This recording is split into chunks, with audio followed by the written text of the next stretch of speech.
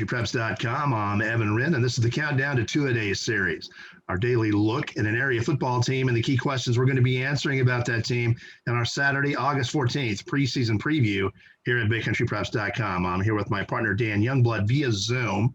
And tonight, Dan, the topic of conversation is the Bangs Dragons. Yes, and this, I think, is one of the more intriguing storylines in the Big Country this season, because they had a great season last year under Kyle Maxfield, went 10-2, but this year they lost a lot of the talent from that team, graduating 14 of their 25 lettermen, only returned 4 offensive and 3 defensive starters, lost both their quarterback, Ethan Cortez, running back, Ethan Sanchez, guys who were really good players for them. So this is going to be a chance, I think, for the Dragons to show kind of where they stand, whether this program is at a point where they can sustain some of those types of losses and still remain competitive, or whether it is going to be a rebuilding year. I think we're going to find out pretty quickly this season whether they're ready to rebuild or ready to reload, and it should be interesting to watch for that fact alone.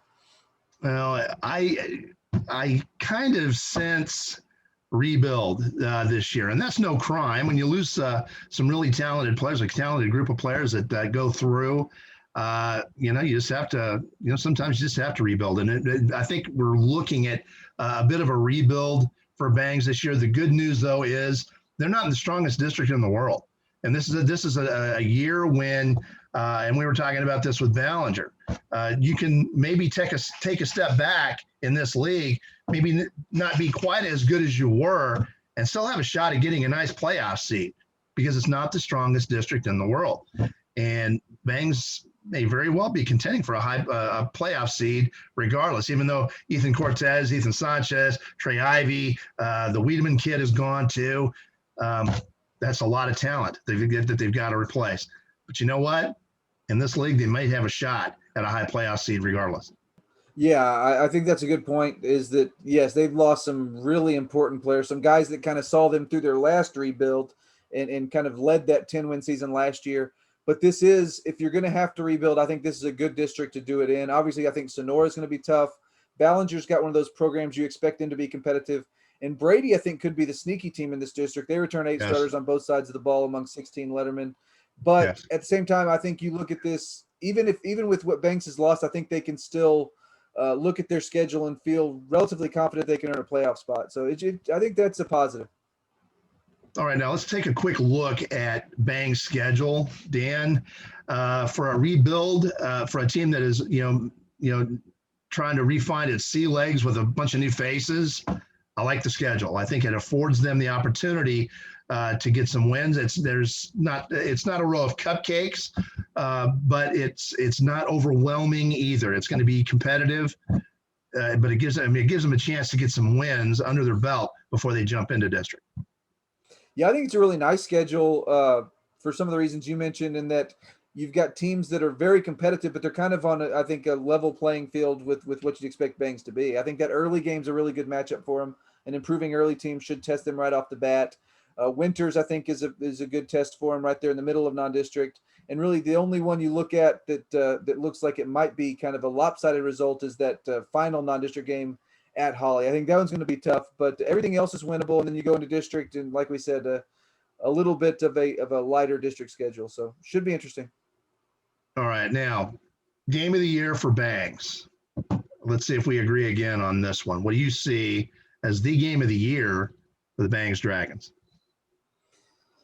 That's a tough one. I think there are a couple of really important games. I mean, they finished with Sonora, Ballinger, and Brady. All 3 of those are big games, in my opinion, in terms of seeding. I think they'll beat Grape Creek. I think they'll beat Ingram Moore, and I think that'll basically punch their ticket to the playoffs at least a 4 seed. And those last 3, I think all of those are important. It just depends on how good this Bangs team is, how important. I think the Brady game there at the end, I think, could be for that 3rd or 4th seed. So I'll go with that one.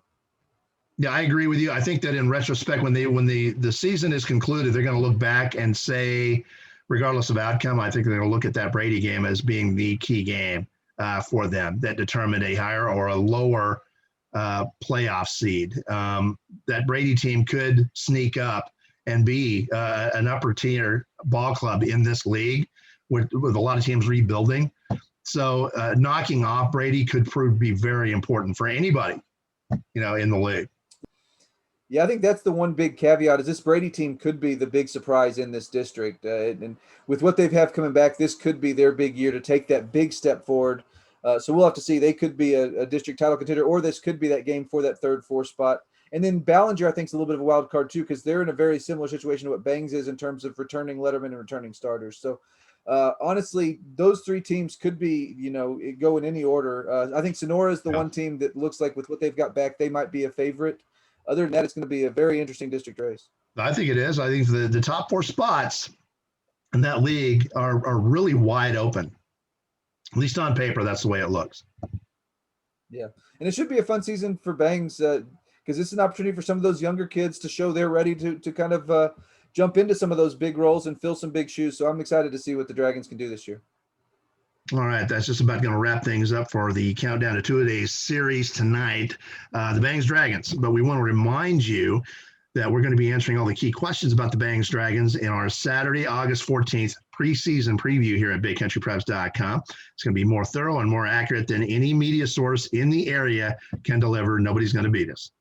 In the meantime, thank you for checking out this episode of our Countdown to Two-A-Days series. And make sure you join us again tomorrow, and we will be highlighting the Brady Bulldogs here at BigCountryPreps.com.